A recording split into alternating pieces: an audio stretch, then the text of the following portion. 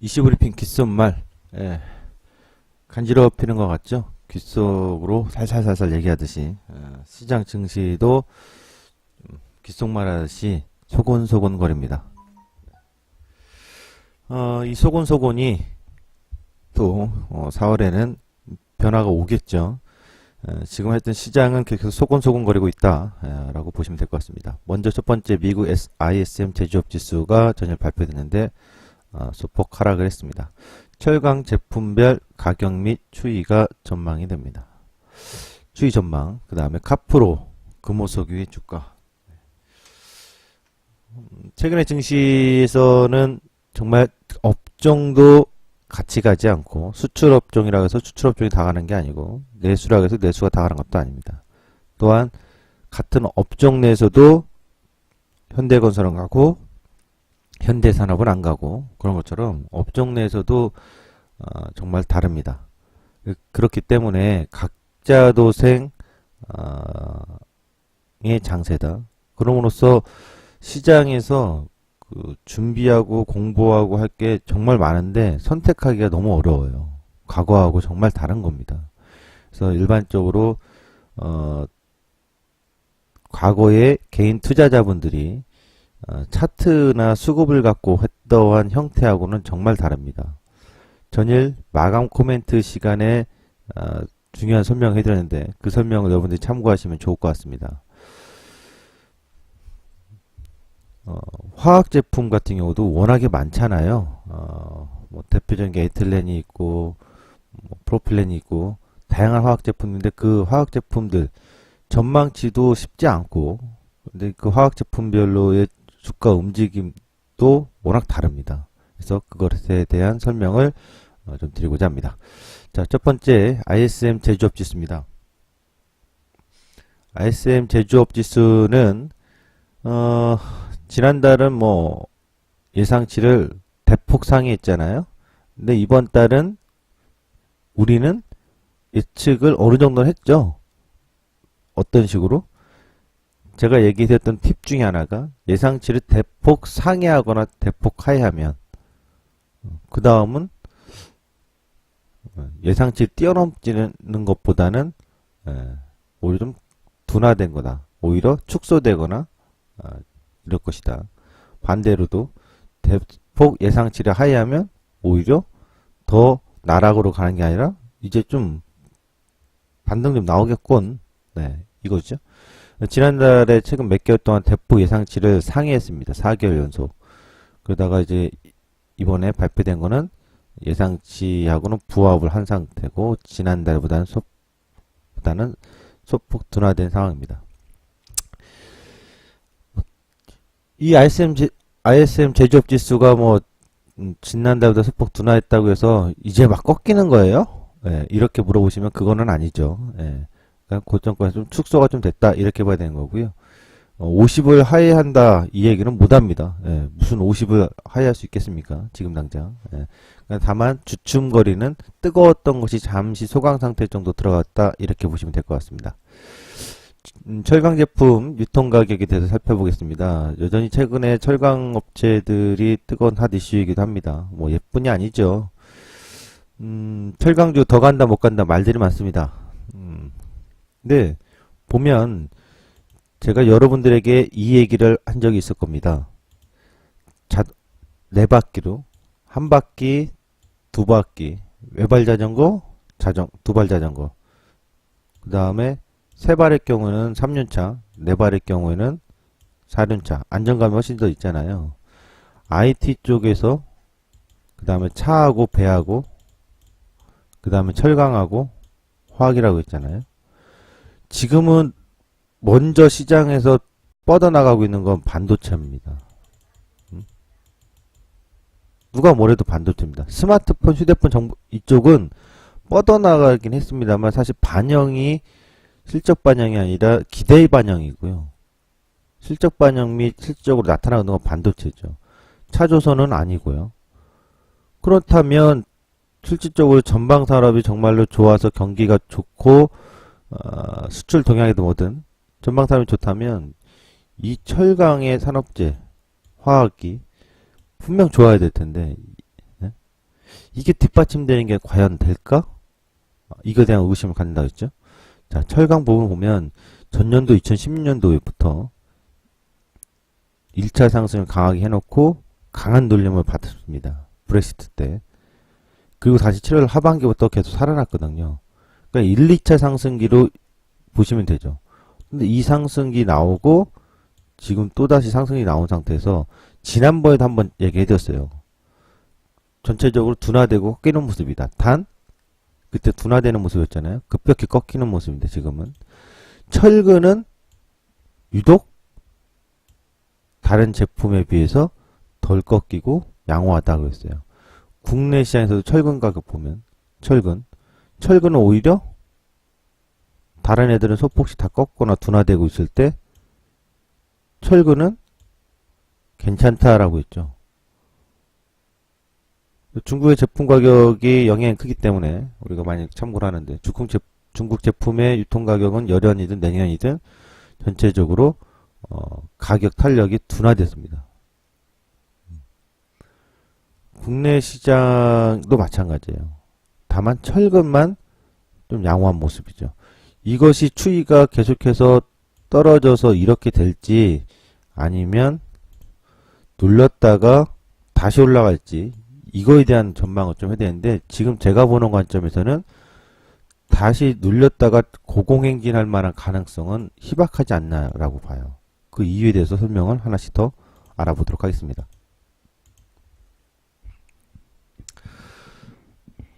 먼저 국내 건설 수주입니다. 건설 수주 부분을 보시면요. 철강의 수입 부분은 크게 주목하지는 않고요. 건설 수주를 좀 보겠습니다. 건설 수주를 보면은 수주가 증가는 되는데 건설 기성액이죠.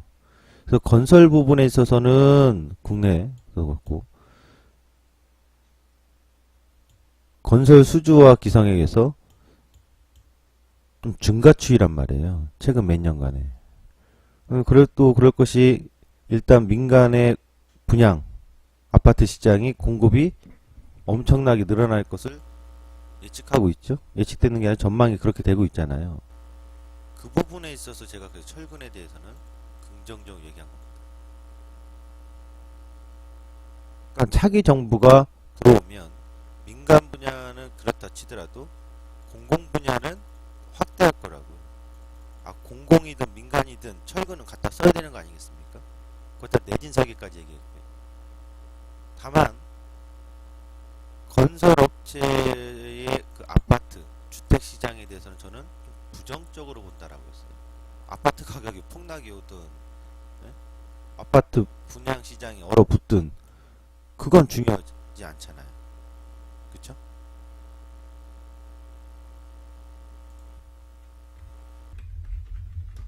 잠시 확인 한번 하겠습니다. 지금 방송 마이크 소리 잘 들리십니까?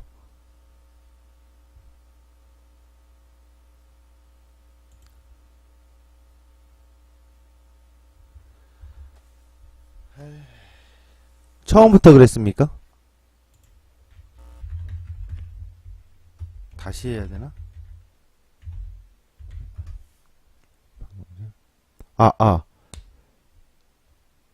방법이 없는데. 지금은 어떻습니까? 네. 네. 네. 네. 잠시 그랬던 것 같습니다. 국내 건설 부분에서는 그렇기 때문에 철근 시장에 있어서는 양호하지 않겠냐라는 게 제 시각이에요. 그 다음에 자동차하고 조선인데 제일 중요한 건 이제 열연강판, 냉연강판을 많이 갖다 쓰는 곳인데 이 두 곳은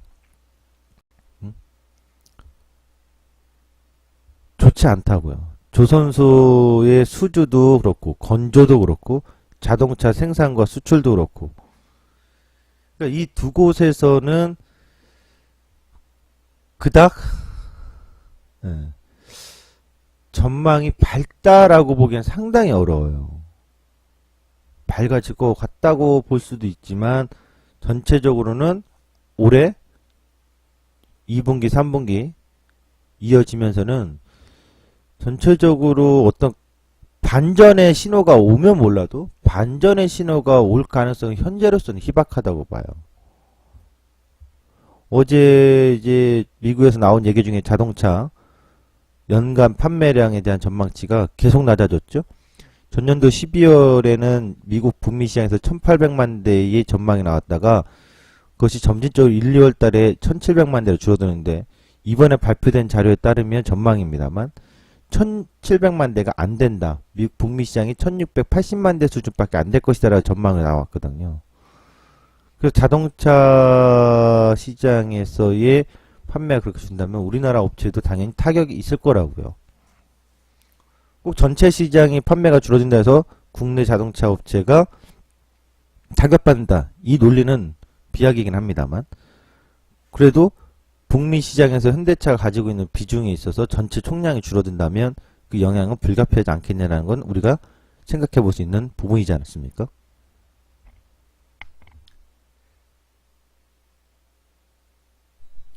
그래서 차조선 쪽에서는 좋지 않다고 봐요. 그러면서 열연과 냉판 가격의 추이는 썩 긍정적일 수 없을 것이다. 공급과 수요의 논리에 따른다면 그렇게 보고 있어요.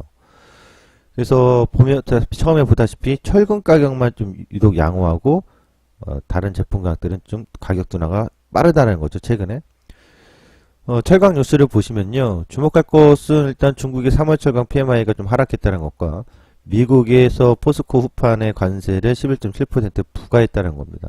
동시에 베트남에서도 베트남이 중국도 마찬가지입니다만 한국산에 대한 철강제 반덤핑 부과 방지. 그렇다면 해외 수출 쪽에 있어서는 막혔다라고 봐야 되겠죠. 부담이 되는 상황. 그럼 내수 쪽에서는 뭔가 받쳐야 돼. 내수를 받쳐주려면 결국에 전망사면 자동차라든가 조선이라든가 건설 쪽이 확 뜨거워져서 충분한 수요를 맞춰 나가야 되는데 공급과 수요에 있어서 이 부분에서 내수 시장이 그렇게 뜨겁다고 할 수는 없고 내수 시장이 완전히 크다고 할 수는 없잖아요. 현재 침울하죠. 암울하죠.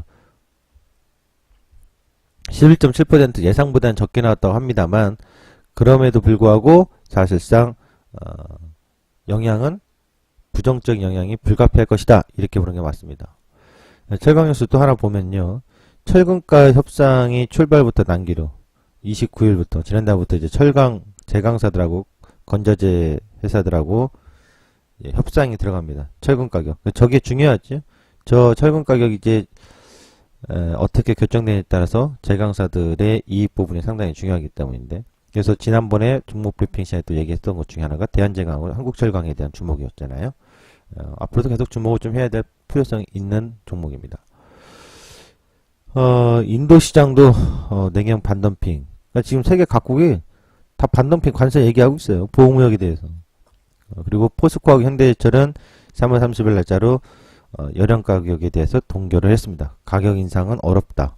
그렇다면 앞으로 가격이 철강 가격에 있어서 썩 긍정적인 뉴스가 나온 것들은 별로 없죠.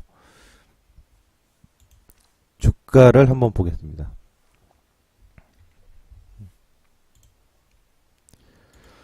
대표적으로 포스코를 봐야 되겠죠.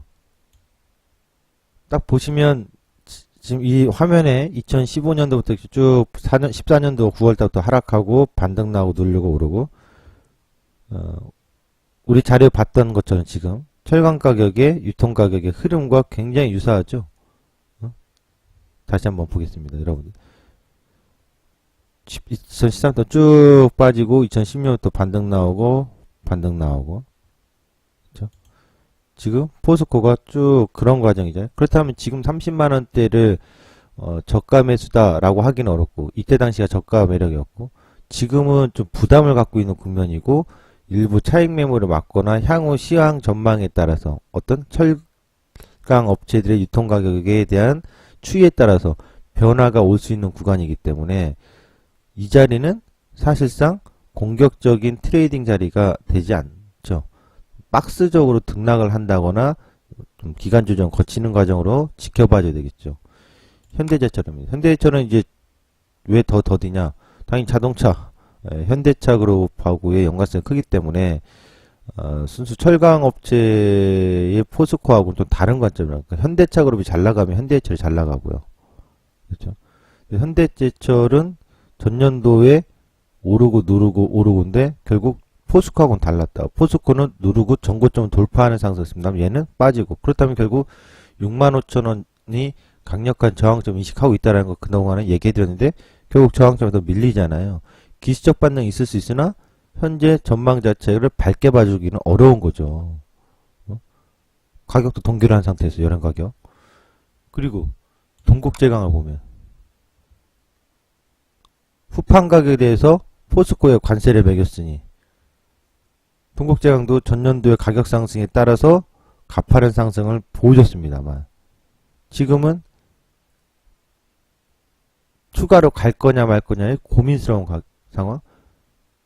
또 가격이 둔화된 것에 대한 반응을 해주고 있다는 거죠. 3월에 들어와서. 철근, 대한제강, 한국철강인데요. 철근 가격도 전년도 서서했는데 좀 빨랐다고요. 그리고 건설의 수주와 성액이 증가하는 구간에서 상승 모멘텀을 타줬기 때문에 이번에 협상 가격 이후에 재상승의 모멘텀이 있을 수 있다 이거예요.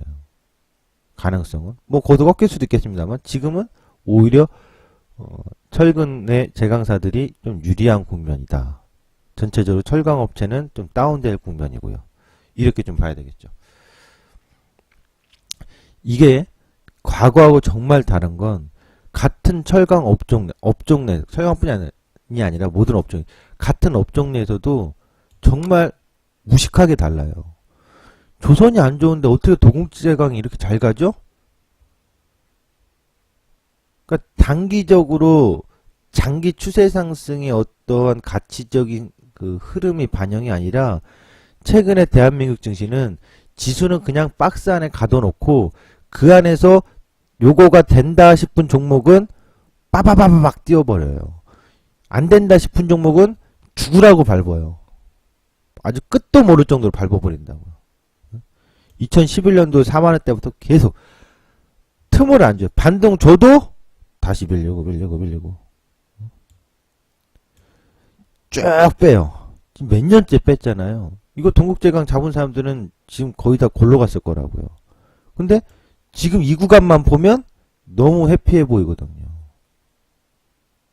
근데 올라온 상승률도 보면 최저점을 잡고 못 잡고 떠나서 최저점의 가격 대비 보면 대략 4,700, 5,000원이잖아요.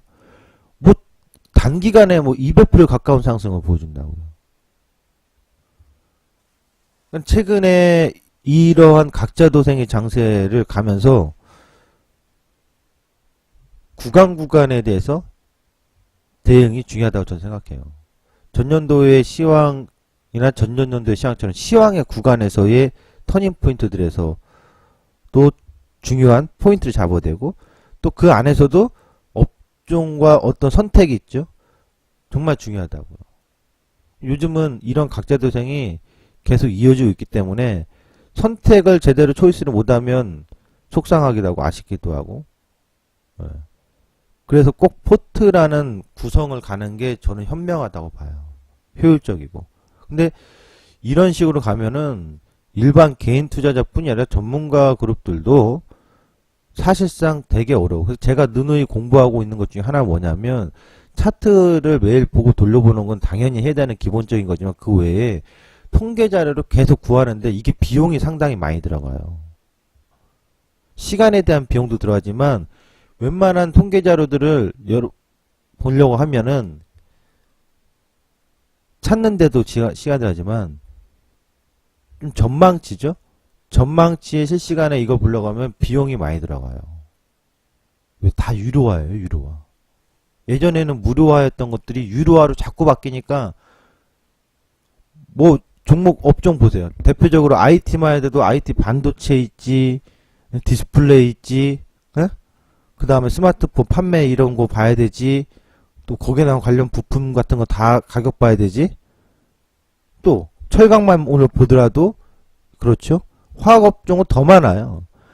이런 것들을 계속해서 산업재들을 체크를 해야 되는데 이게 일반 개인 투자자분들이 하시긴 너무 어려운 거죠. 그런 거를 제가 역할을 하고는 있는데, 너무 과거하고는 달라서, 이게 화학업종이 전체적으로 다운되면, 뭐, 제품별로도 썩 그렇게 좋을 건 없어 라고 해야 되는데, 그렇지가 않아요. 예, 좀 당황스러울 때가 있습니다. 자, 두 번째 들어갑니다. 정제마진인데요. 최근에 뭐 정제마진 좋아진다 뭐 하는데 유가는 최근 좀 둔화되고 있는 건 여러분들도 확인하실 텐데, 전 정제마진이 그렇게 좋을 거라고 생각을 하지 않아요 현재. 근데 이게 뭐냐면, 표를 보시는 그림을 보는 방법에 대해 설명을 드리면, 2016년도가 이거거든요. 구름대는 레인지예요. 그러니까 2012년도에서부터 16년도에 평균 범위를 그려놓은 거라고 보시면 돼요. 약간 우리가 기술적 차트에서 볼린저 밴드하고 비슷하다고 보시면 될 것 같아요. 이게 2016년도입니다. 2016년도에 하반기부터 이렇게 올라섰거든요. 그전에 계속 다운되다가 이게 2016년도예요. 그리고 2015년도에는 상반기에 좋다가 하반기에 꺾여버렸고요. 그리고 다시 반등을 좀 줬고요. 2017년도에는 현재, 예, 표시해놓은 대로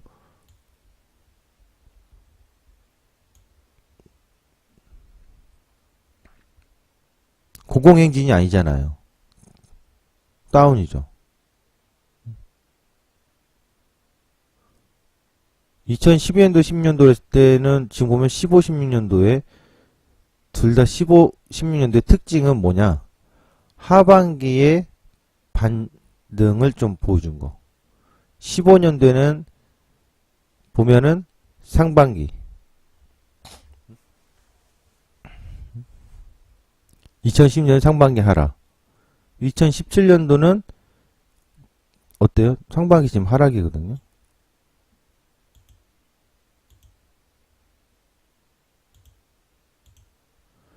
그래서 주가를 한번 보면 정유업체 SK이노베이션 15년도에 하반기부터 상승을 보여줬었죠. 정제마진이 2015년도에 상반기에 상승 나왔다 중반기에 빠졌다가 2015년도 하반기에 다시 올라가고 2016년도 이렇게 나왔죠. 그 2016년도 계속 짓눌려 있잖아요. SOE 2015년도에 상반기 올라갔다가 정제마진 하락해주고 다시 2015년도 하반기에 올라갔고 2010년도에 눌러주다가 하반기에 다시 올라왔죠. 그러니까 SOL이 가장 깔끔하게 보이는 거죠. 추이를 보면 정제마진 추이 15년도에 좋았다가 중반기에 꺾였다가 하반기에 반등 2016년도에 상반기에 좀 좋았다가 상반기 중반기부터 안 좋아졌다가 이걸로 하반기에 다시 반등. 그러니까 SOL이 가장 정직하게 정제마진의 추이에 부합하고 있다고 봐야 되겠죠. 그럼 지금은 2017년도 와서는 잠시 상승하지만 둔화됐잖아요. 그럼 지금은 전고점을 기적으로 돌파는 했습니다만 사실상 추이가 더 높아지기는 부담스러운 국면이라고요. 둔화된 것에 대한 반영을 해야 되는데. 그래서 SK이노베이션하고 GS를 보면 지금 정제마진 추이가 더 좋아질 거라고 전망치에 계속 달라붙을 이유가 있을까 싶어요. 상승의 흐름을 아직 기술적으로 무너뜨리지 않았습니다. 상승의 흐름을 기술적으로 무너뜨리지 않았습니다만 덤비기에는 상당히 까다로운 이런 저는 투자를 할 때나 매매를 할 때 되도록이면 같이 투자할 땐 특히 떨어지는 걸 받는 스타일이에요. 이렇게 올라가 있는 국면에서는 손절가 잡고 하는 트레이딩 매매를 해야 되겠죠. 기준선 위에서는. 그런 관점으로 유효하나 어떤 이러한 시기처럼 눌림목과 저점 매수할 시기는 아니지 않느냐라는 게 제 시각이거든요. 근데 정제마진의 추이는 올해 들어와서는 속 뜨겁지 않습니다. 엄연히 뜨겁지 않아요. 확인된 사실이. 예. 그래서 유가의 하락이 또 영향이 있을 거라고 보는데, 유가 하락이 나온다면 올해 중반기, 2분기, 3분기로 가면 저조해질 거라고 봐요. 그래서 오히려 지금 연초에 좀 뜨겁게 얘기 나오고는 정제마진의 정유업체들이 과연 계속 뜨거워질까? 뭐 최근에 반전이 좀 나오긴 합니다만 이게 지속적으로 이렇게 될까? 저는 그건 쉽지 않을 거라고 봐요. 네. 향후 또 화학 제품에 대해서는 설명드릴 일이 더 많을 겁니다. 우선 오늘 카프로락탐하고 부타디에인데 진짜 카프로락탐이 이렇게 올라갈 거라고는 어느 누구도 전망을 못했는데, 저도 사실 카프로락탐의 전년도에 이 가격 상승이 이렇게 나올 거라고는 사실 굉장히 간과했어요. 저뿐이 아니라 대다수가 간과를 했어요. 카프로락탐. 보시면 이게 2016년도인데요. 2015년도부터 2012 보시면 2015년도도 하락이죠. 그렇죠? 계속 하락이잖아요. 2012년도부터 10년도까지 레버리지를 보더라도 전체적으로 하락이죠. 그렇죠? 근데 2016년도만 보면 2016년도에 서서히 뭐 이 정도 가지고 뭐 엄청난 상승이라고 하기는 어렵잖아요. 점진적으로 살아나요. 그리고 연말에 급격히 상승하고, 그리고 지금 최근 2017년 들어서도 더 이렇게 상승하고. 이게 카프락탐이에요. 부타디엔입니다. 부타디엔은 2016년도에 중반기, 하반기부터 급격히 상승해줘요. 그리고 지금 올해 상승했다가 급락이 나오고 있거든요. 부타디엔 그렇다 쳐요. 가능성도 있었으니까. 그런데 이걸 주가를 차트로 와서 보면 어안이 벙벙합니다. 저도 사실. 카프로 락탐을 한번 볼까요? 카프로 락탐은 무조건 카프로거든요. 전년도 저점 대비해서요, 무려 4배 이상 올라왔어요. 거의 5배 가깝게 올라온 거. 굉장히 놀라. 그러니까 보시면 수급도 예전처럼 여러분 기간 외국인 따라잡기 안 된다니까요. 그냥 단기간에 들어와요, 지들이. 기간 수급 들어오면 단기간에 그냥 팍 쳐올려 버리는. 사실상 이때 당시만 해도 카프로 락탐의 마진과 카프로의 주가가 그렇게 뜨거울 거라고 보긴 어렵단 말이죠. 수급적으로나 뭐로나. 가격 전망도 사실 그때 당시는 여기서 그렇게 뜨겁지 않을 거야 라고 했던 건데, 근데 결국 한 번의 눌림 이후에 폭발적인 상승으로 치는데, 이 수급은 결국 기관들이 이제 차익 매물 내놓대란 얘기죠.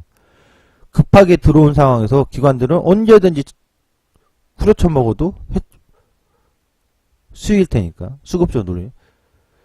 그러니까 이러한 식으로 카프로락탐이 올라왔는데, 지금 국면은 저도 사실 카프로락탐에 대해서는 전망 어렵습니다. 그래서 카프로는 결국 카프로락탐인데 전체적으로 화학 제품이 다 최근에 꺾이고 있어요. 제품별 가격이, 마진이. 그렇기 때문에 얘도 그 영향에 들어가지 않겠느냐라고 보기 때문에 최근 들어서는 가격이 더 오르지 못하고 오르고 내리고 오르고 내리고 오르고 내리고 하는 겁니다. 금호석유는 딱 1년 상승하고 있는 겁니다. 보시다시피 금호석 2015년도에 어때요?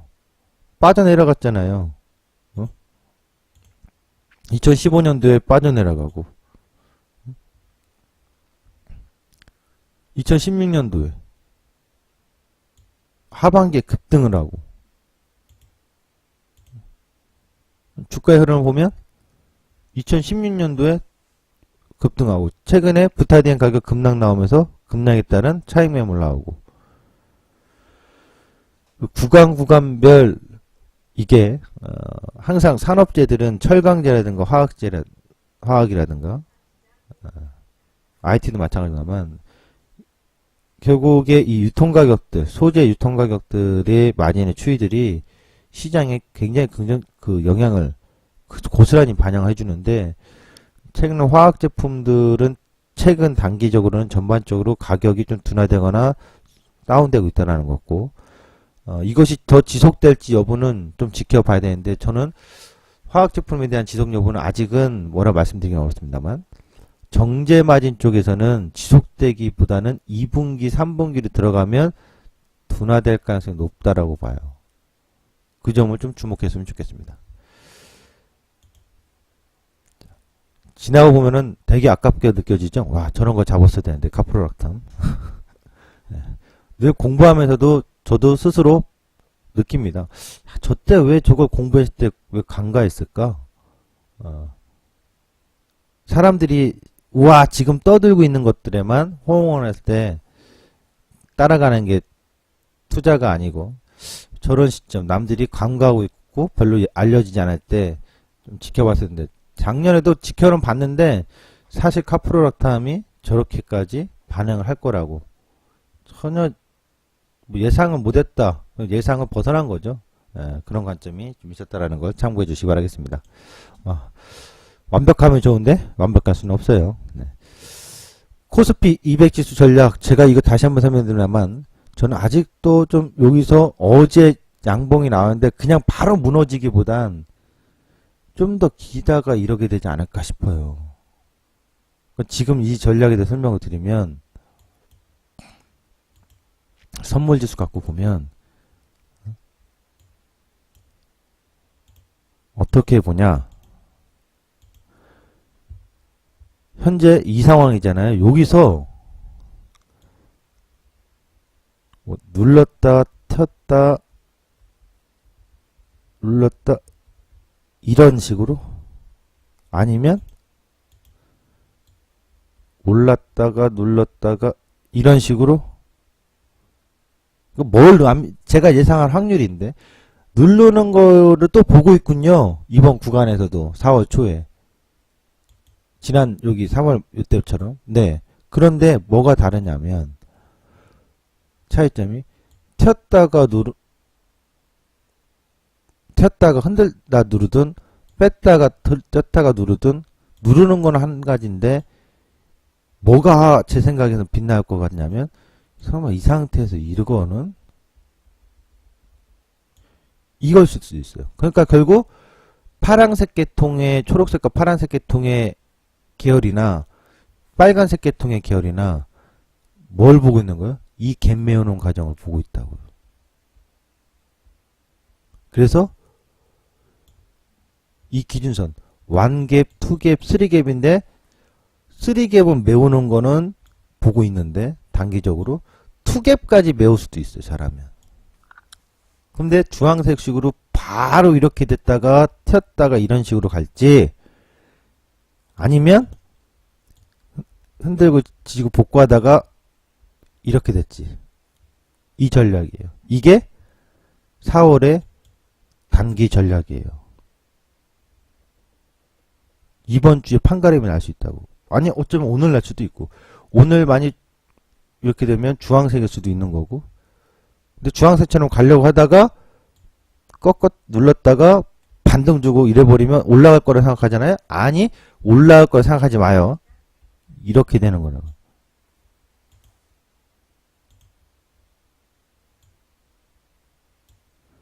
오늘 선물 데일리 전략으로 들어갑니다.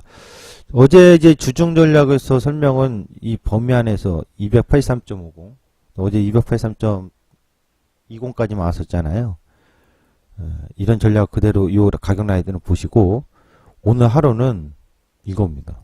일단은 282.50에서 돌파를 하느냐 저항을 받고 밀리느냐 만약 입쭉 내려왔을 때는 281점 땡땡에서 반등을 보느냐 이탈하느냐 이 두 가격대의 지점을 오늘 중요하게 체크포인트로 삼으시면 될 것 같습니다. 진짜 시황은 여기까지입니다. 감사합니다.